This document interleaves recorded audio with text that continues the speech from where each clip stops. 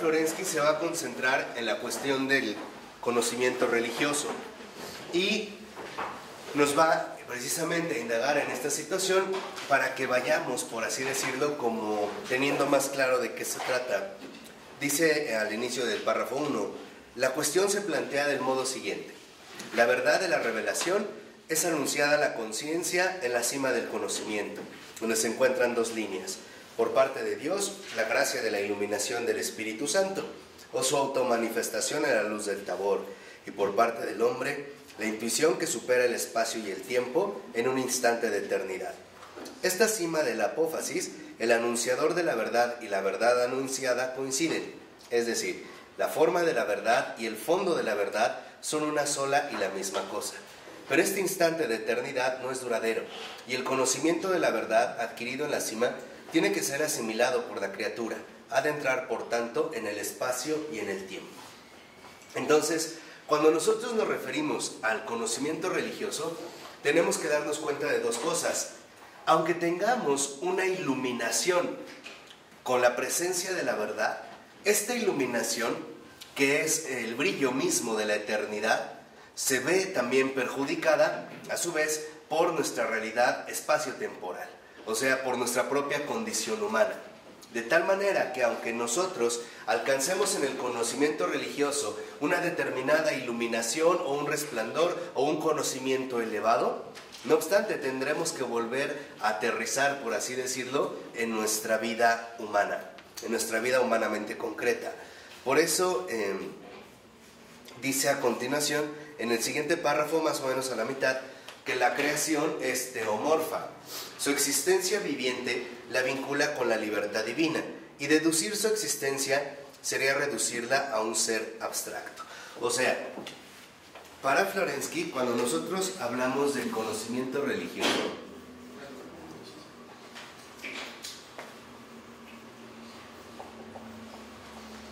también estamos haciendo referencia a algo particularmente teomorfo. O sea, también posee esta forma divina o esta forma de lo divino. Y esto teomorfo es precisamente lo que resplandece en su verdad, lo que resplandece como la verdad de lo creado. Pero hay, por así decirlo, dos niveles diferentes. Primero, la verdad misma de lo creado y la verdad de fondo del creador. Que el conocimiento religioso se refiere a algo teomorfo, o sea, con esta forma divina o con esta forma de Dios, involucra que ahí está palpitando una verdad que se despliega en dos ámbitos, de acuerdo a su naturaleza y a su estructura. La estructura, en referencia a la verdad, en el conocimiento religioso teomorfo, se refiere a su fondo. Hay un fondo de verdad que nosotros no podemos alcanzar. Es lo que una vez ya habíamos dicho, ¿no? Solo Dios sabe cómo ha hecho las cosas. Nosotros podremos saber qué hizo, pero no sabemos cómo. O sea, hay un fondo de verdad que nos es inaccesible. Y la naturaleza de la verdad que resplandece en este aspecto teomorfo tiene que ver con lo que nosotros alcanzamos a captar en la realidad misma. Las cosas creadas en efecto tienen una realidad conjunta, no tienen una cualidad ontológica real, no son simulacros, no son falsedades, son reales. Pero a su vez esta realidad tiene un fondo de verdad que nosotros no podemos captar. De tal manera que entonces, en la estructura profunda del conocimiento religioso, teomorfo, hay un fondo que para nosotros nos es inaccesible, ¿no? Que para nosotros representa un límite. Por eso, si nos vamos, por ejemplo, a la página 361, en el apartado 3, lo dice en el segundo párrafo. Nuestro autor constata, por un lado, la contingencia de los juicios racionales y, por otro, su incapacidad de abarcar la plenitud de la vida. Este fondo del conocimiento religioso en efecto nos remite a la plenitud de la vida.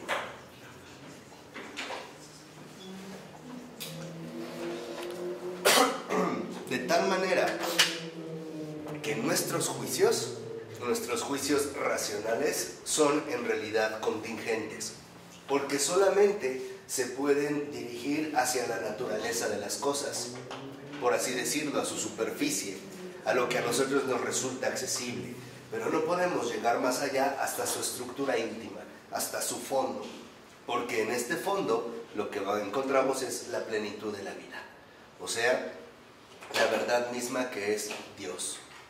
Por eso nosotros, cuando decimos algo acerca de las cosas, esta afirmación es contingente. No puede ser ni absoluta ni definitiva. Porque únicamente nos estamos refiriendo a un aspecto. Lo dice de la siguiente forma, él empieza a hablar de la lógica. Ya no me detengo porque ya lo habíamos como es anteriormente, al iniciar el último párrafo dice: pero es la misma plenitud de la vida la que quiebra la absolutez de los juicios, porque la vida, como nuestro autor no se cansa de poner de manifiesto, es movimiento, y su característica fundamental es la temporalidad y la novedad. Dice: la vida es infinitamente más plena que las definiciones racionales, de modo que ninguna fórmula puede contener toda la plenitud de la vida. Por consiguiente, ninguna fórmula puede reemplazar a la misma vida, que en todos los lugares, en todo momento, crea sin cesar cosas nuevas. Entonces, aquí nos menciona Florensky que en nuestro conocimiento religioso nosotros no podemos tener una palabra definitiva. Por eso les decía, también Ratzinger, en la misma línea, cuando estudiamos la introducción al cristianismo, decía: cuando nosotros decimos que Dios es uno y trino, en realidad no estamos diciendo con eso que lo sabemos todo. Más bien estamos diciendo lo poco que sabemos. O sea, no que fuera otra cosa, sino que solo podemos decir algo. Y algo en realidad muy pequeño.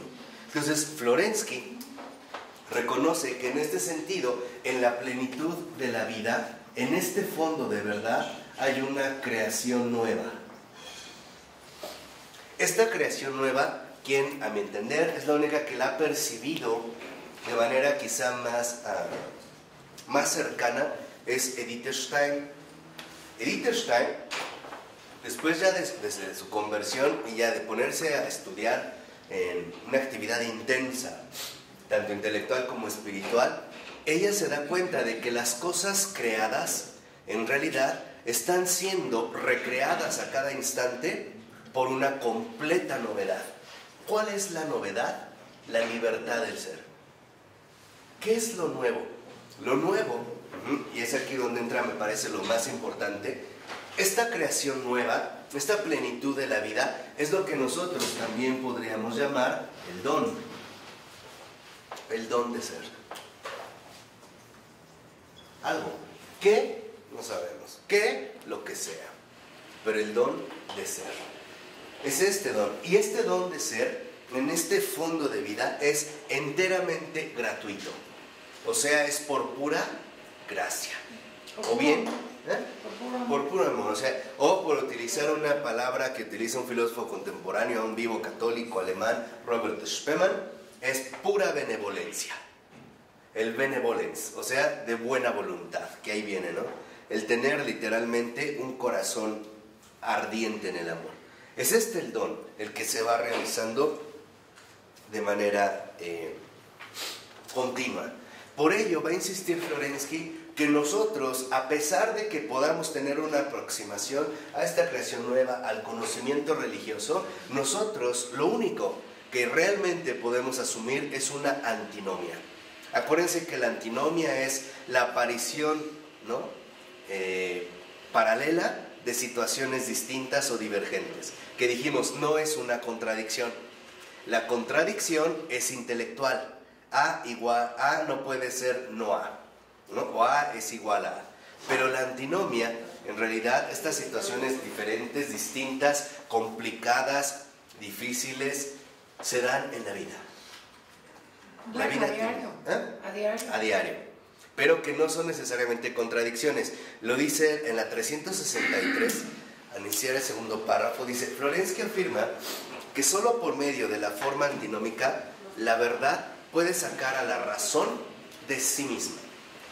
Cuando nosotros vamos siguiendo esta plenitud, la estructura de fondo de la verdad, entonces este conocimiento religioso supera la razón.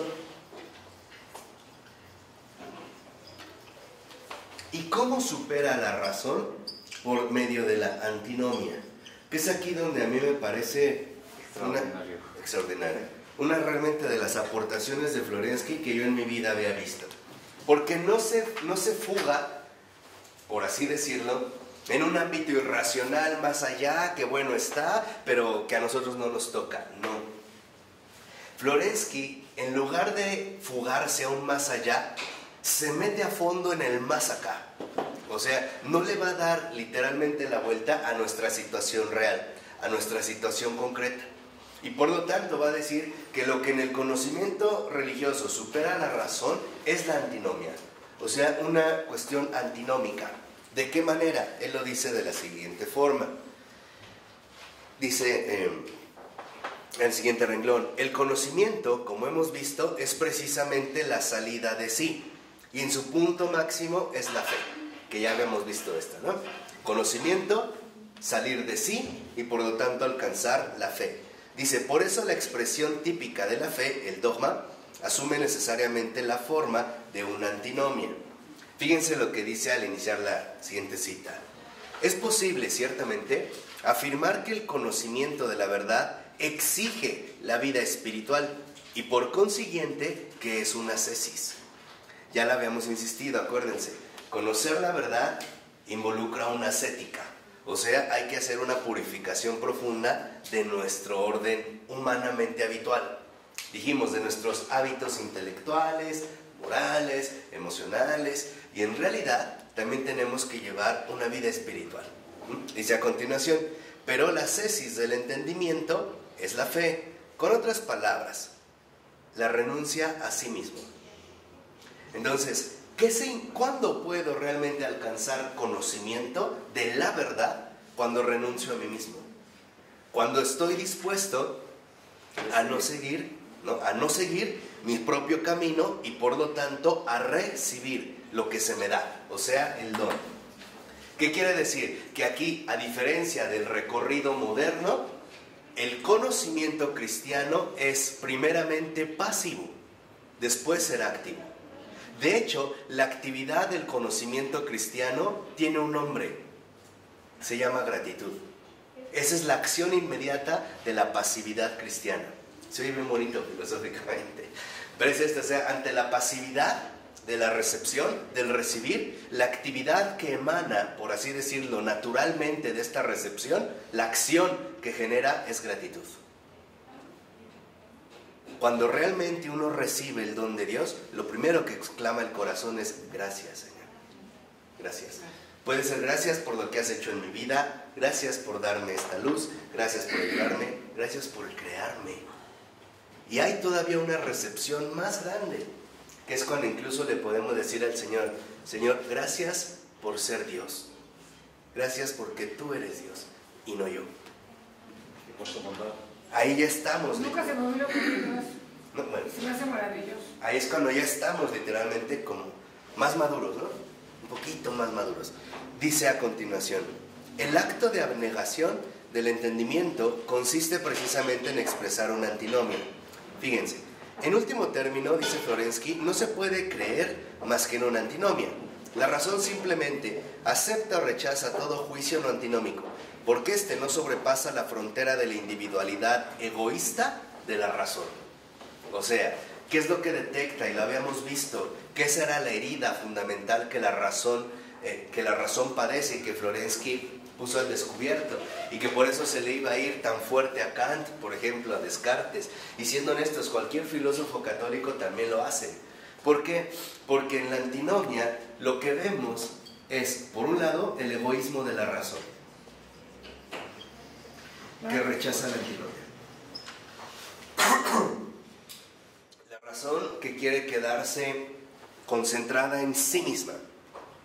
La razón que quiere quedarse limitada a sus propios planteamientos, a sus propias teorías, a sus propias ideas. Confort.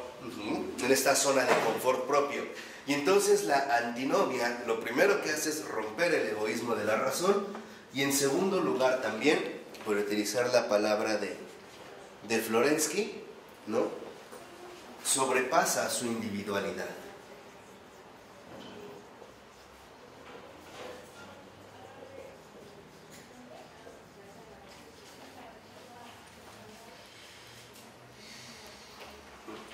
De tal manera que entonces ahora Florensky, como lo dicen los dos últimos renglones, dice: en esta antinomia podemos darnos cuenta de lo siguiente. 1.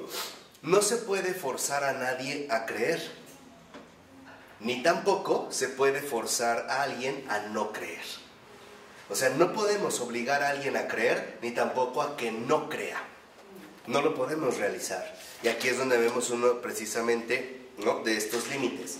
De tal manera que entonces Florensky insiste en que el conocimiento de la verdad, lo dice en el primer renglón de la 364, el conocimiento de la verdad exige la vida espiritual, o sea, la ascética, o sea, la renuncia a uno mismo, o sea, la purificación de la razón, o sea, la superación de la propia individualidad, de este narcisismo, ¿no?, contemporáneo de según yo, para mí, la individualidad actual, ¿no?, que todo lo reducimos a una propia esfera. Por eso, si lo vemos ahora en la página 365, en el segundo párrafo, un poquito abajo de la mitad, dice el libro: las contradicciones de la razón y de cualquier ámbito humano y universal encuentran solo una vía de solución satisfactoria, es decir, que justifique a la razón y mantenga la superioridad de la verdad ontológica en el esfuerzo de la elaboración de una síntesis espiritual. Aquí, en las antinomias, acuérdense, y ahora van a entender por qué Florensky las introduce, porque lo vimos hace un momento. Para Florensky estaba claro que la discontinuidad caracterizaba el transcurso de la obra divina, el desarrollo del espíritu. De tal manera que esta discontinuidad, en efecto, para nuestra razón, se iba a presentar bajo la forma determinada de una antinomia. Si reconocemos esta antinomia, entonces podemos darnos cuenta de que las cosas ocurren no según nuestros pensamientos, sino según la voluntad divina, o según el designio divino. Aquí es cuando uno empieza realmente a alcanzar una síntesis espiritual. Empezamos a darnos cuenta de que Dios piensa mejor que yo, definitivamente. Y siempre sale a mi encuentro en todo. Claro. Está en mi encuentro. Ahí. E incluso en aquellos lugares donde a primera vista pareciera no estar. Y aquí es donde nosotros entonces empezamos ya, y lo vemos, empezamos a crecer. Es más, Florensky dice todavía 3 renglones abajo: y la unidad espiritual de la antinomia es accesible en el Espíritu Santo, que realiza el amor en la belleza. Entonces, para Florensky, las antinomias o la antinomia únicamente se puede ver superada a través de una unidad espiritual, o sea, según el Espíritu Santo. De otra manera no se puede. Es cuando nosotros a veces encontramos estos comentarios sinceros, pero tramposos, mañosos, cuando alguien te dice: a ver, es que si Dios es bueno, ¿por qué hay gente que sufre? A ver, si Dios existe, ¿por qué hay mal en el mundo? ¿Por qué? Porque nuestras antinomias, por ejemplo, si Dios es bueno y es Dios, entonces no debería permitir el ¿qué? El mal. Ahí está, nuestra antinomia no concilia, no logra. Pero en la síntesis espiritual, realmente lo que vemos es que el bien es tan bueno que incluso el mal lo pone a su servicio sin que el mal quiera, contra sí mismo, ¿no? A ver, otra vez. Sí, o sea, esto es, vamos a decirlo así, como tan bueno, ¿no? Dios es tan bueno que incluso hace que el mal, ¿no?, a nosotros se repercuta en un bien mayor. Eso es lo que hacen las antinomias. O sea, en pocas palabras, ¿por qué hay mal en el mundo? Porque Dios saca enormes bienes. Por eso, ¿por qué es Dios? Porque no es cualquiera. ¿Por qué es Dios? Otro ejemplo de antinomia. Por eso, ¿Por qué hay, por ejemplo, pobres en el mundo? Para que también nosotros sirva a nuestro favor y podamos también humanizarnos, cristianizarnos, sacar lo mejor de nosotros mismos. ¿A eso existe? En pocas, no, es en serio. ¿A eso existe el pobre? No, se estaba poniendo en el caso de un ejemplo, no en una funcionalidad. Es más, yo invertiría la propuesta y ojalá lo entiendan. Yo diría, hay mal en el mundo y es real en el mundo. Y en efecto el mal hace estragos en el mundo. Y el mal destruye a los que están en el mundo solo porque Dios existe. Solo por eso hay mal. Para mí al contrario. El hecho de que haya mal en mí desarrolla una convicción concreta. Si hay mal y hace esto el mal, hay un Dios que es mayor que este mal. Si no, el mal no tendría sentido. Para mí es justo lo contrario. No porque hay Dios hay mal, no. Justo porque hay mal, a mí eso es lo que me garantiza que Dios es real y que trato a Dios como Dios. ¿Y cómo llevas la victoria? ¿Cómo qué? ¿Cómo llevas la victoria contra el mal? Pues uno, venciéndolo con el bien. ¿Otra vez? ¿Y si lo logras o no? Sí, claro. Entonces Dios existe. Sí, claro. Eso es lo que veía. O sea, yo creo que una prueba es por qué hay mal en el mundo, para ver si así nos cae el 20 de que Dios existe. Una persona tiene un tipo de accidente particular. Muchas veces a partir de ese accidente van a generar en él frutos buenos dentro de su propia persona. Se puede sensibilizar más, hacer más activo, más responsable e incluso más humano a lo que era antiguamente. En cambio aquí, cuando nosotros lo vemos en esta unidad espiritual, y eso es lo que me encanta también en Florensky, es que de esta unidad espiritual, Florensky ahora detecta que en efecto aparece la verdad. La verdad, en último término, nos lleva al amor. Y el amor es justo lo que hace emerger la belleza. O sea, cuando nosotros conocemos la verdad o realmente entramos en contacto con la verdad, también nos damos cuenta de que esta verdad nos remite a un amor incomprensible, a un amor que solo Dios puede realizar.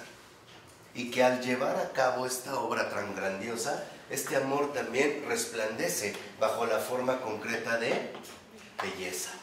No es casual que también, siendo contemporáneo a Florensky, aunque no se hayan conocido, Hans Urs von Balthasar, al menos desde su teología, haya insistido muchísimo en el tema de la belleza. Por eso, de sus obras fundamentales, que es la trilogía, la estética, una ética y una lógica, para dar esta visión conjunta, al Gloria, que le llama, en la primera son 6 volúmenes, lo dedica al tema de la belleza. ¿Por qué? Porque en realidad, cuando uno alcanza la unidad espiritual de la razón, no solo percibimos la verdad, no solo reconocemos el amor, también admiramos la belleza de la obra divina. Yo les dije, quien andaba cerquita de esto, en algún momento se los comenté, fue Baudelaire. Baudelaire olfateaba la gloria divina y al final es converso, y es converso católico. Entonces decía, si ustedes leen las poesías de Baudelaire, verán cómo para él la belleza está acechando en todo. Un poco como con las novelas de Mauriac. Yo les vuelvo a insistir, el Señor nos ha dado en estos nuevos tiempos un montón de apoyos para servir, un montón de herramientas para compartir. Las almas la necesitan, no las aprovechamos, no las conocemos. Mauriac es un filósofo católico, un escritor católico del siglo XX extraordinario, ganó el premio Nobel.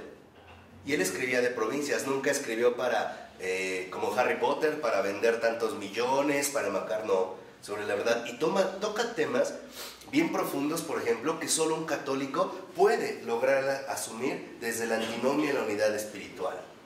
¿Y cuál era el secreto de Mauriac? Decía, en todas mis obras, Dios siempre está al acecho.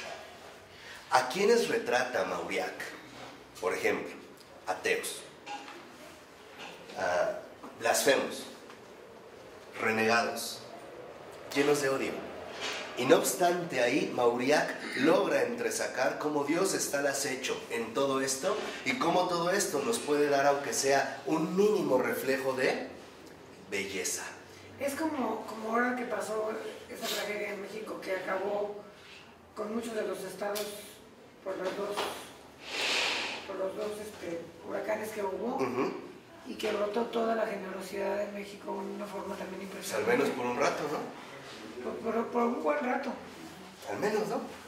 Es esto, o sea, lo que quiero que vean es que en efecto, cuando uno realmente accede al conocimiento religioso, uno no solo entra en contacto con la verdad y el amor, sino que también uno se deleita con la belleza. ¿Qué quiere decir? Que uno, lo voy a poner en estas palabras, cuando uno realmente alcanza el conocimiento religioso, uno es tocado por las alas del Espíritu Divino, por esta belleza divina que aletea, que sigues aleteando sobre las aguas del mundo, que pueden parecer charcos apestosos, y lo son, pero no obstante, el Espíritu aún dentro, de manera profunda, está haciendo algo lleno de belleza.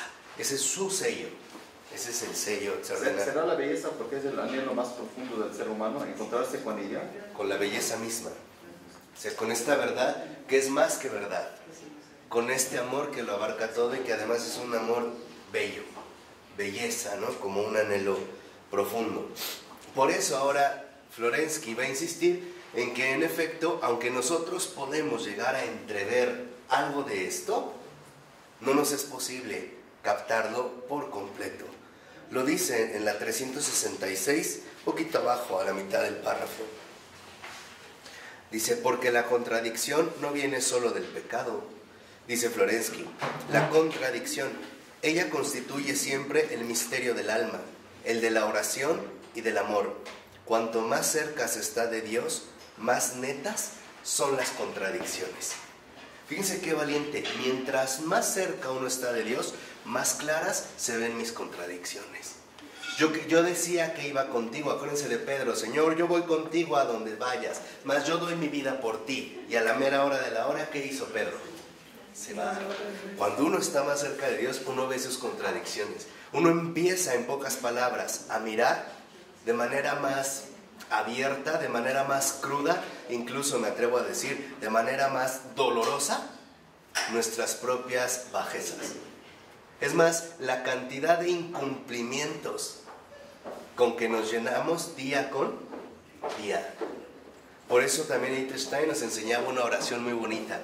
Entregarle a Jesús cada noche, esa yo la hago, es muy buena, todas las preocupaciones y los incumplimientos de ese día. Decía, entrégale tus incumplimientos diarios, le das mucho, le das mucho, le das una gran... Fíjense qué bonita oración, ¿no?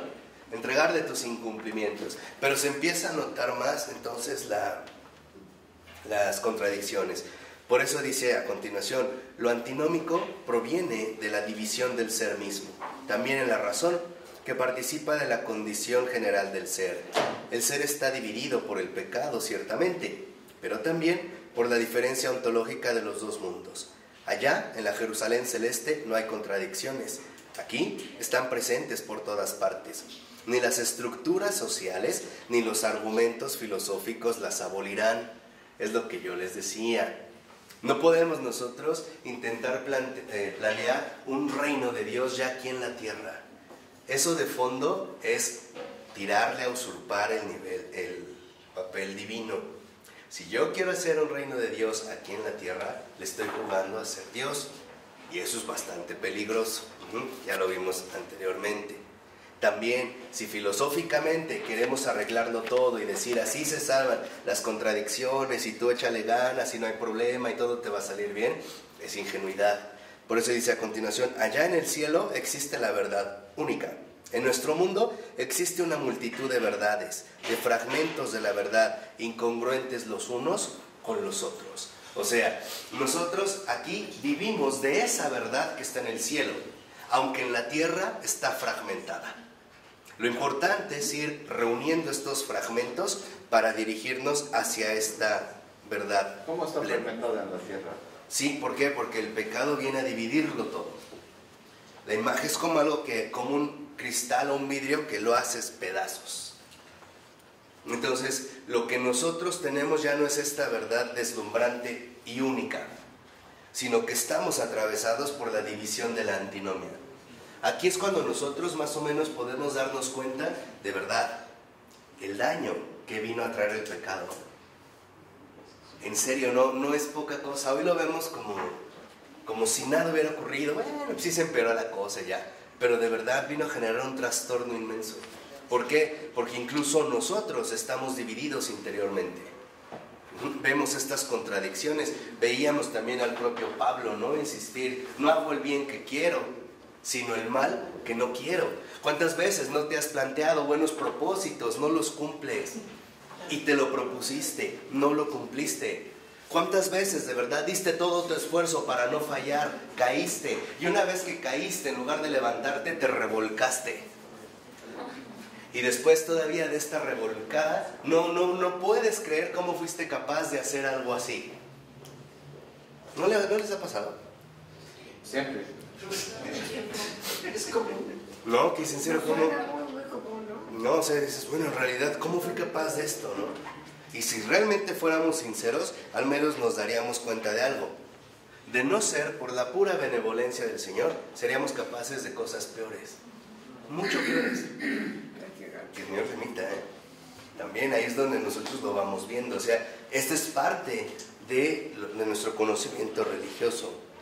Por eso, si lo ven en la 367, dice en la primera cita: una cosa grande, tan deseada y sin embargo insospechada, el gran gozo inesperado aparecerá de pronto, tomará todo el curso del ser terrestre, lo conmoverá, enrolará el cielo como un pergamino, lavará la tierra, otorgará fuerzas nuevas, renovará todo, cambiará la sustancia de todo, mostrará en el resplandor enceguecedor de la belleza luminosa las cosas más simples y más cotidianas.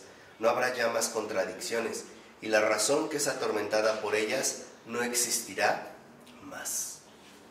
Fíjense, ya entonces nuestra razón, atormentada por las antinomias, por las divisiones, ya no existirá más.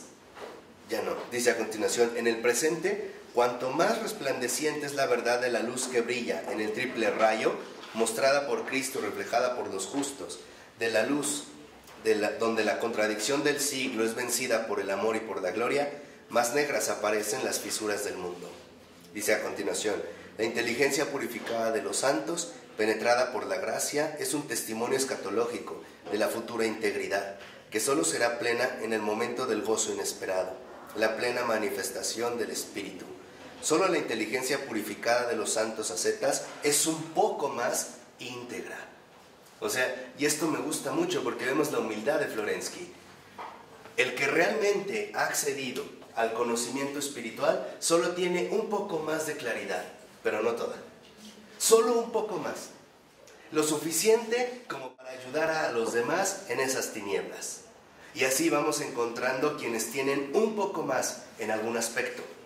Por ejemplo, puede ser que alguien sea un experto en química, pero a lo mejor alguien le da un poco más de luz en física. Y esto le ayuda a que estos fragmentos separados se vayan integrando cada vez de manera más armónica, de manera más plena. De tal manera que entonces, cuando uno realmente alcanza una unidad espiritual, uno participa de un poco más. Pero no todo. Un poco más. Solo un poco más. Por eso dice a continuación Florensky, que en los dos últimos renglones, la inteligencia purificada por la gracia aporta la salud al mundo. Fíjense qué fuerte. Dime.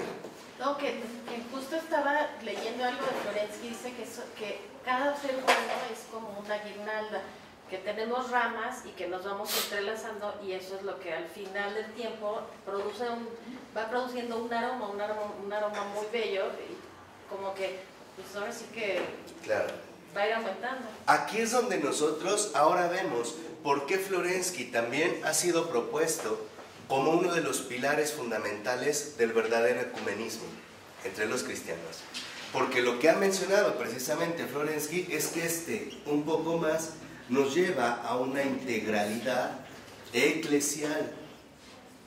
De tal manera que entonces no necesitamos anular lo que en algunos otros ritos se llevan a cabo, sino adquirir de ahí ese poco más que ellos poseen y nosotros no, y al revés, de tal manera que dejemos que la guirnalda vaya floreciendo de múltiples maneras, que vaya dando diversas flores, diversos aromas, hasta darnos cuenta de que en realidad nosotros no estamos llamados a separarnos, sino a integrarnos en una unidad espiritual, donde incluso lo que en un primer momento me podría resultar a mí rechazable, empiezo a percatarme que ahí tiene que haber algo que, de verdad. Por ejemplo, una de las lecciones filosóficas más importantes en mi vida que he recibido, me la dio Baltasar, el gran padre Baltasar, von Baltasar, y fue en uno de sus libros. Y nada más era un renglón. Y él me dijo, y lo mismo que les digo a ustedes, él decía, cuando tú lees un libro de un filósofo, de antemano acepta que lo que dice es verdad. Ahí va a haber algo de verdad. Ya después vamos a discernir. Pero de entrada, él tiene la razón. Fíjense. ¿Por qué? Porque esto me lleva a superar los prejuicios. Me lleva literalmente a entrar con aunque una... no sea un filósofo católico. ¿Eh? Aunque no sea un Sí, filósofo aunque no sea. católico. Es más, yo les voy a ser sincero. Por ejemplo, yo a veces les he dado más filósofos católicos porque son los que me interesan más que conozcan. Pero yo he encontrado lo que yo llamo granos de verdad, como granos de sal, y a veces puntitos de sal, granos de sal, en autores, en intelectuales, en pensadores fuera del catolicismo, pero que de verdad dieron de lleno en la verdad. Yo nada más les menciono, por ejemplo, a dos contemporáneos. Uno es Walter Benjamin, un intelectual extraordinario, primer nivel judío, perseguido por el nazismo, por la onda nazi, que en su vida los estudios que realizó sobre arte, sobre la historia, sobre el tema de la constelación, para él las constelaciones no eran estas cuestiones que hoy se ven de que te leen en qué planeta naciste, ¿no? Sino el modo en el que estamos integrados históricamente conformando una determinada constelación. Una buena lectura de Marx. Él tiene de verdad frases extraordinarias donde da de lleno la verdad. Él cuando estuvo en la frontera en Francia, que ya venía cuando entra a Alemania, que se apodera de Francia, y cierran las fronteras, él se suicida. Y al otro día, en la mañana, abrieron la frontera para que pudiera pasar a España. A mí me parece también algo ahí muy sorprendente, extraordinario. Karl Kraus, yo se lo recomiendo, él fue judío, vienés, del siglo XX, desarrolla la antorcha, y él de verdad tiene un don extraordinario para obtenerlo. O sea, no estar cerrados a los resplandores que la verdad también manifiesta en cualquier otro lado. Esto es bien importante. Por eso les decía, no es casual que también tomando a Florensky como base, se haya iniciado ya en Europa, al menos entre España y Rusia, un gran centro de intercambio, lo que les mencioné ahorita, ecuménico. Tender puentes. Es esto lo que hace. Tender puentes. En esta integralidad eclesial se trata, ¿no?, de ir accediendo a un poco más. Buscar en donde el Señor se ha manifestado y entonces sí ir encontrando estas referencias. Por eso dice a continuación, al iniciar el otro párrafo, por las características de nuestra razón, hacemos pedazos irremediablemente lo que examinamos, rompemos lo que estudiamos en aspectos incompatibles. Por ejemplo, por mencionar un caso bien sencillo, la flor. La despedazamos, pétalo, tallo, pistilo, no sé qué, y luego del pistilo, molécula, y de la molécula, micromolécula, lo desbaratamos. O sea, nuestra razón literalmente, ¿no?, descuartiza todo. ¿Por qué? Porque nuestra razón únicamente funciona en partes. Necesita ir poniendo partes. ¿Eh? No es capaz nuestra razón, salvo raras excepciones, de captar una integralidad inmediata. Por ejemplo, para la mayoría de nosotros, cuando escuchamos la música, al escucharla ya la captamos como una integralidad, pero a veces nos distraemos en un instrumento. Por ejemplo, sobresale el piano, me voy con el piano, y como que lo otro lo perdí. O en una pintura. En una pintura la veo, entonces como que a veces me llamó la atención solo un aspecto. O sea, la razón tiende a descuartizar, solo por partes. En cambio, cuando nosotros alcanzamos el conocimiento religioso, pensamos ya en unidad. Vamos viendo literalmente, ¿no? Un conocimiento sinfónico. Por eso hay otro libro de von Balthasar que yo se los recomiendo ahorita, que se llama La verdad es sinfónica. Y él es también el que me enseñó todo esto de la sinfonía, cómo afectaba con un instrumento. Y él empieza a hablar, por ejemplo, desde el judaísmo, el cristianismo, otras relaciones, cómo también importan para este gran concierto que el Señor está dando. Por eso ahora lo vemos lo contrario. Dice, pero el espíritu puede construir a partir de la contradicción una antinomia. Considerando una misma cosa desde diversos ángulos, es decir, utilizando diversas modalidades de la actividad espiritual, podemos llegar a antinomias, a posiciones inconciliables en nuestra razón. Una fuerza diversa mantiene la antinomia en la riqueza de ese equilibrio y le promete una síntesis superior. Solo en el momento en el que somos iluminados por la gracia, estas contradicciones de nuestro espíritu son abolidas. No, sin embargo, de un modo racional, sino por un medio suprarracional. Este medio es el dogma y su síntesis espiritual. O sea, nosotros en realidad nos veremos también fuertemente expuestos a lo que serían las contradicciones. ¿No? ¿Por qué? Porque estamos trastocados, nuestra razón está trastocada. Pero estas contradicciones desaparecen cuando la gracia nos ilumina y nos concede un verdadero conocimiento religioso. O sea, cuando verdaderamente alcanzamos una síntesis espiritual. Un ejemplo concreto. Un ejemplo concreto. Lo del mal que habíamos dicho. Cuando empezamos a ver el lugar que ocupa el mal, de una vista de conjunto, y todo lo que ahí brota. Entonces, el mal por separado ya no tiene, vamos a decirlo así, un significado tan absolutizado como se suele poner. Por ejemplo, cuando se ha buscado indagar en el mal, ¿qué es el mal? ¿En qué consiste el mal? ¿Por qué hay mal? ¿Solito? Nos extraviamos. Únicamente tiene sentido con relación a Dios. A ver, como cuando te confiesas y sales de la confesión con la gracia de Dios. ¿Es esto un poco? O sea, sales tú renovado, pero lo que quiero que vean es que aprendamos nosotros a pensar en un contexto amplio y no ya de manera unilateral. Acuérdense, 2 más 2 en la vida no siempre es 4. Hablamos de la discontinuidad, ¿se acuerdan? También lo vimos en la vida, dijimos, en las matemáticas, en el cálculo lógico, 2 más 2 siempre es ¿qué? 4. En la vida no es así. Cambia las cifras en lugar de 2 más 2. Esta chava es muy linda. Si a esto le sumo que su familia me trata muy bien y me quiere, el resultado es que no me importa. No me enamoré. 2 más 2 no fue ¿qué? 4. No salió. Lo que decía hace rato también Ronnie de los hombres, ¿no? Este hombre es muy espiritual, este hombre es muy católico. Resultado, no me va a defraudar. Sí, me rompió el corazón. Este es sacerdote, este está uncido, está ordenado. Resultado, es pederasta, es homosexual. Estamos hablando para que vean a lo que va Florensky, ¿no? Sin miedos. Para que veamos ahí lo que está palpitando. O sea, para empezar a ejercitar la visión del espíritu, Ya no, yo les dije, yo ya estoy harto de seguir defendiendo un Dios o seguir concibiendo un Dios reducido a la impotencia. Como que no lo queremos comprometer por miedo a que va a quedar mal. No, es que ahí no tiene nada que ver Dios. ¿Cómo no? ¿Para qué lo sacas? ¿A qué dudas? ¿Esa es tu fe? ¿En realidad piensas que si no Dios va a salir mal parado? ¿Te va a quedar mal? ¿Se te acabó tu teatrito? Entonces no estabas con Dios, traías un títere nada más. Era un papel, era nada más un personaje. No era este Dios que realmente transmite la verdad, incluso en sus realidades profundas, ¿no? Por eso les decía, a veces hablamos de Dios y es más bien como una especie de títere, ¿no? Entonces pues un Dios papel que es omnipotente y no. Claro. Nada más digo, pero ahí no tuvo que ver Dios, ¿no? O sea, ahí sí lo sacamos de la jugada. ¿Por qué? ¿A qué le tienes miedo? No, al contrario, mételo para que entiendas, salgas de la torpeza, no lo dejes fuera de la jugada, mételo para que te ilumine, que llegue la luz, ¿no?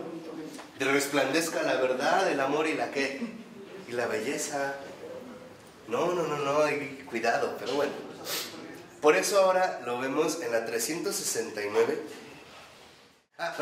En la 368, igual, más o menos unos 8 o 9 renglones antes de que acabe el párrafo de ese libro. Solo la razón purificada entra en el corazón de la antinomia. Para la razón purificada por la oración y por la ascesis, cuyo caso límite es la razón del santo, el dogma es un axioma cuya prueba reside en él mismo y que testifica: tú ves mi veracidad, así como mi necesidad interna de ser antinómico en el entendimiento.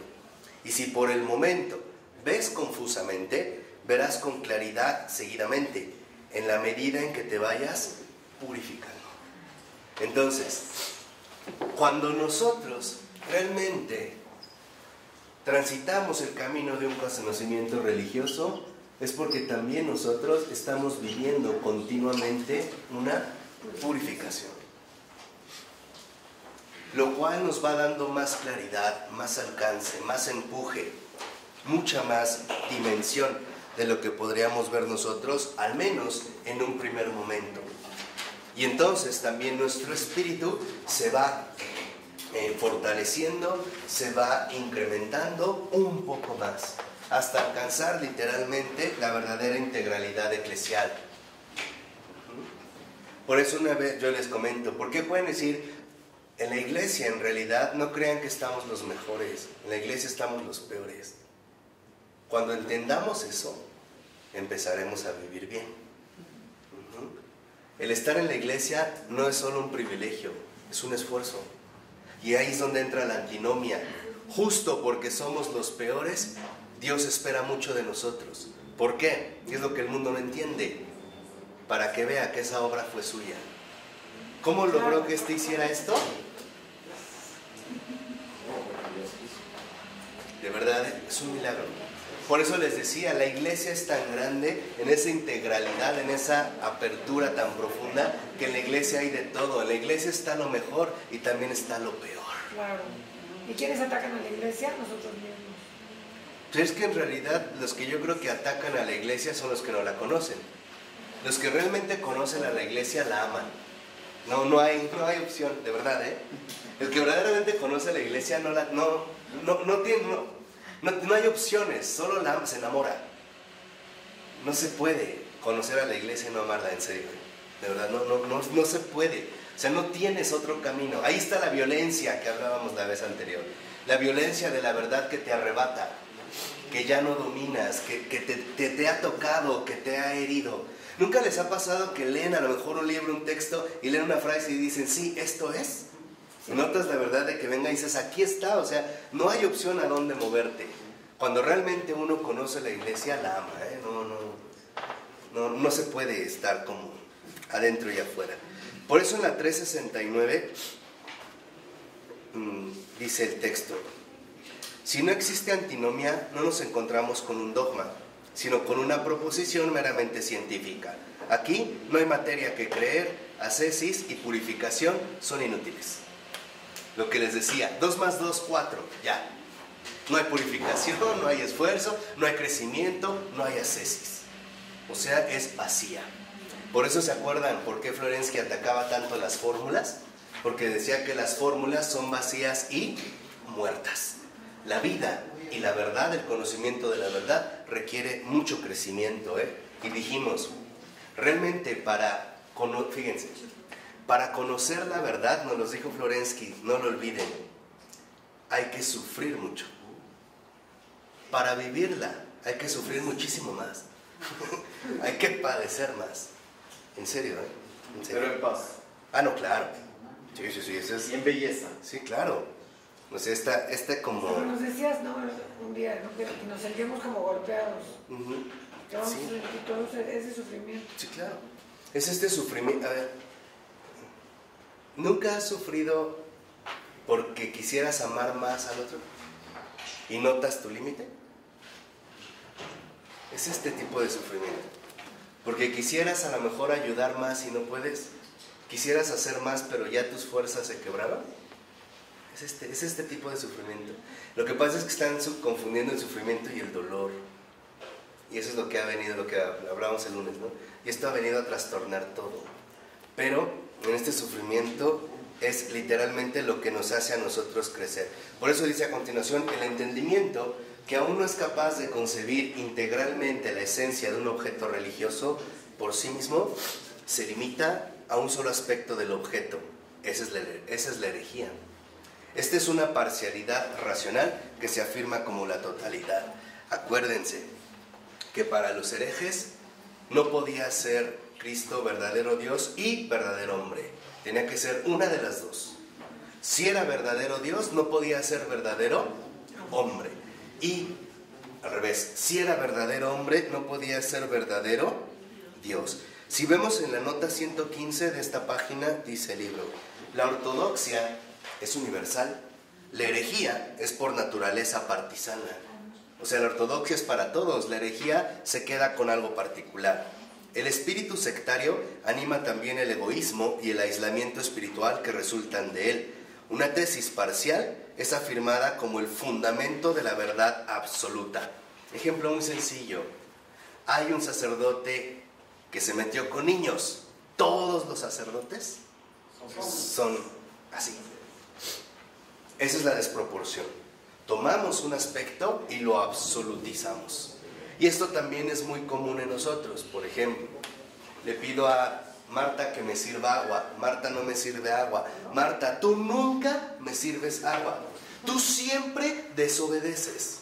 Contigo nunca cuento. ¿No somos así? ¿No tendemos en realidad a absolutizar las cosas? Tomando solamente parcialidades. Por eso, Florensky va a decir en la 370, no, ya no la acabé, pero que la antinomia finalmente no es para Florensky solo un fenómeno de la verdad religiosa, sino de toda experiencia vital. Vean lo que dice Florensky. Las antinomias son propias a la esencia misma de la experiencia vital, son inseparables de ella. Como máxima experiencia vital, el tejido de la religión está entrelazado de antinomias, de modo que la antinomia se convierte en el signo de una experiencia verdaderamente profunda. ¿Existe para el creyente la posibilidad de la conciliación de las antinomias? Florensky piensa que en estas montañas vírgenes de los sí y de los no, la percepción inmediata puede percibir una unidad religiosa superior, que puede recibir su acabamiento en el Espíritu Santo. Y abajo, solo la experiencia religiosa auténtica percibe las antinomias y ve cómo es posible conciliarlas de hecho. O sea, a partir de aquí, nosotros alcanzamos en la purificación ahora una conciliación. No se anulan las antinomias, se concilian en una realidad más grande. Esta es la conciliación. Por eso lo dice, si se dan cuenta aquí ya Florensky ya hace elevar el espíritu, ya va como elevándonos. Pero danos un ejemplo, ¿cómo podemos conciliar una antinomia? Bueno, déjame caer otro para dar el ejemplo. Dice, como 3 renglones abajo, 4. Una cosa es clara, la verdad es la conciliación de todo en el amor, y la conciliación del amor es realizada por el espíritu. O sea, ¿cómo nosotros podemos darnos cuenta de esta conciliación? Cuando empezamos nosotros a percibir que en efecto las cosas que ocurren tienen un propósito dentro de un contexto muy amplio, que no están aisladas. Por ejemplo, el hecho de que alguien realice algo mal en un determinado momento, hay que entender el contexto general en el cual se está realizando y qué es lo que esto va a indicar. ¿Qué es precisamente lo que esto va a llevar? ¿O qué es, digamos, también lo que esto precisamente lo va a proponer?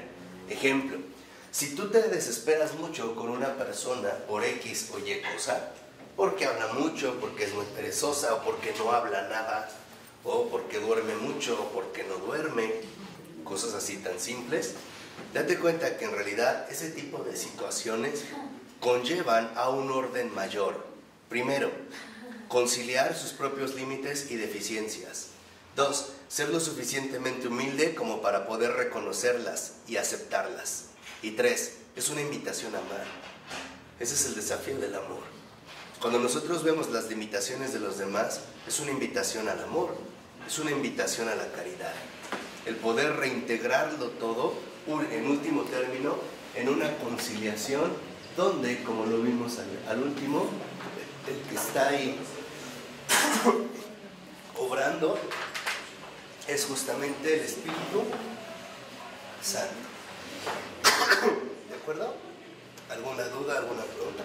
No podemos conciliar sin el Espíritu Santo, no es posible. Por eso el examen de conciencia diario te va a purificar, te ayuda a esta purificación.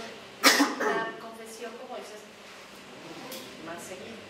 E incluso la conciliación también es con uno mismo, ¿eh? Es malísimo. Lo mejor y lo peor. Bueno, en nombre del Padre, del Hijo y del Espíritu Santo. Amén.